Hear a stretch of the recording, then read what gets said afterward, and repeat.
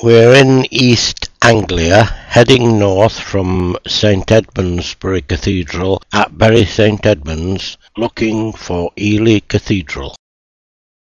Not quite as imposing as I had expected, and still so closer up. I am told that Cromwell used to live here, and here's another house next door, built around 1550. Keep them in mind for a few moments. It never ceases to amaze me that people in the 12th century could even contemplate building something like this, let alone actually build it. When you think that people who actually worked on the building and lived around it probably lived in houses built from wood and straw for thatching the roof, and that even 400 years later the top end of the market would be those black and white houses we saw earlier. This western tower is 215 feet high. In front of the tower is the entrance porch, and this shot will give you some idea of its size. Here we can see the southwestern transept.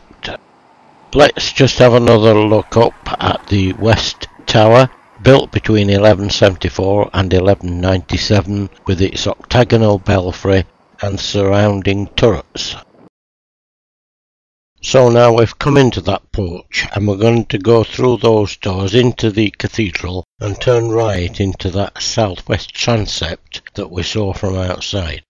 And here we can see the zigzag pattern on that archway, very much in fashion in Norman times, and the double openings in the arches on the row above, typically Norman. So if we now look across the church from this, the southwest transept, we see a blank wall. This is because the northwest transept, which should be there, collapsed in the 1500s. Attached to this wall is Jonathan Clark's Way of Life sculpture.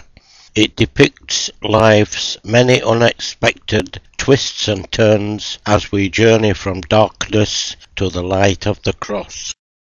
So, as we stand underneath this 12th century tower, hoping it doesn't decide to collapse today, let's just turn to our right and look along the nave.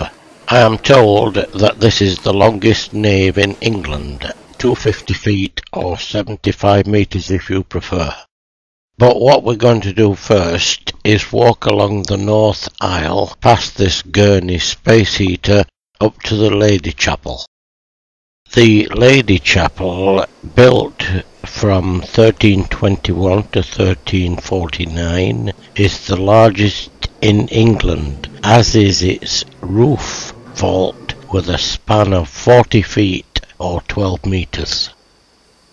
When finished, its windows contained coloured glass, the masonry was brightly painted, and the niches you see here contained fine statuary.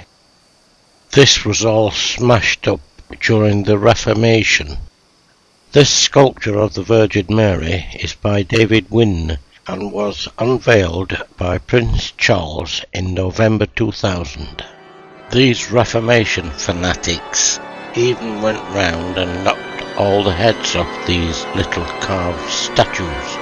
I think of the men whose skill and time made these figures out of blocks of stone, and then I think of the zealots who smashed them.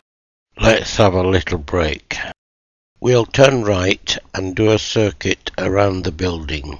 And firstly, here we can see where the northwest transept used to be. And this, of course, is Ely's famous octagonal tower. And here the Lady Chapel, which we just saw inside. The first Christian building on this site was founded by St Etheldreda, who founded a monastery in 673. She was the daughter of the Anglo-Saxon King of East Anglia. And what have we here? Oh, look out, here comes the boss. I told him that I didn't have any food and he soon moved next door. Fortunately, the little girl had some.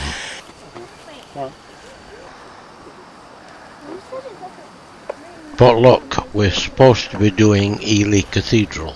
Etheldreda's monastery was probably destroyed by the Danes.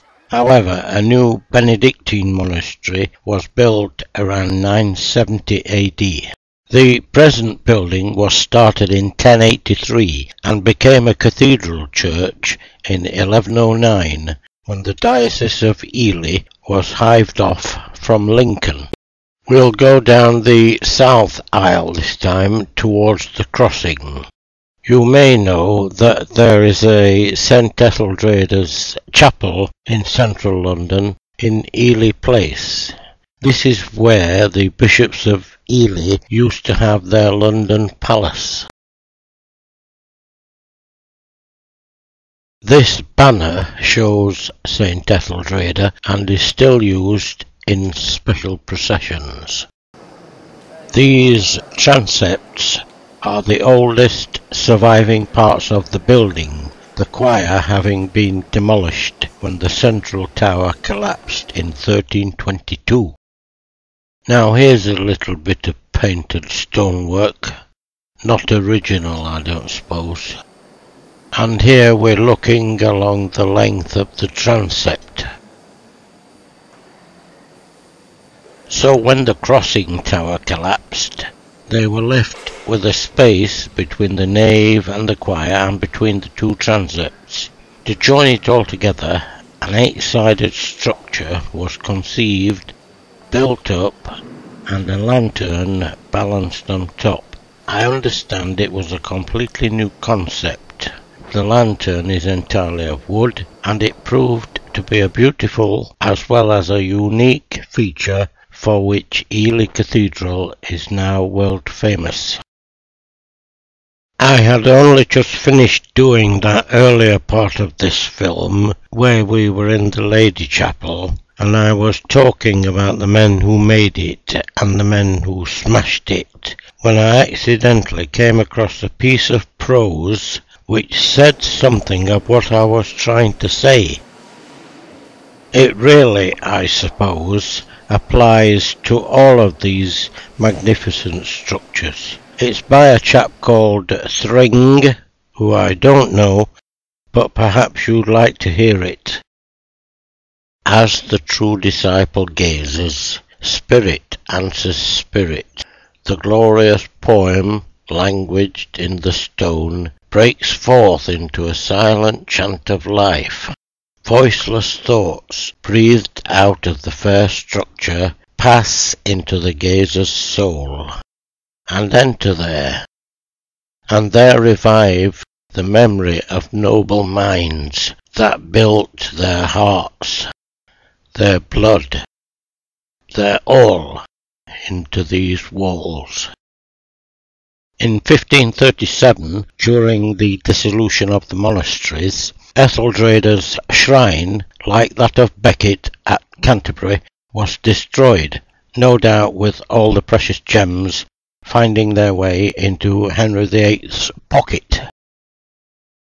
Apart from the lantern tower over the crossing and the newer parts of the rebuilt choir, the building seems pretty much as built, and no doubt costs a lot in maintenance and upkeep.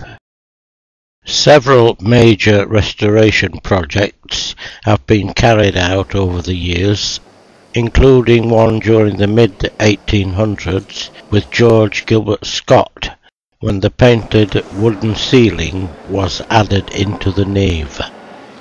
Come and see it. There's a lot more to see than we've been able to cover in this film, and Ely is a nice little town to wander about in whilst you're here.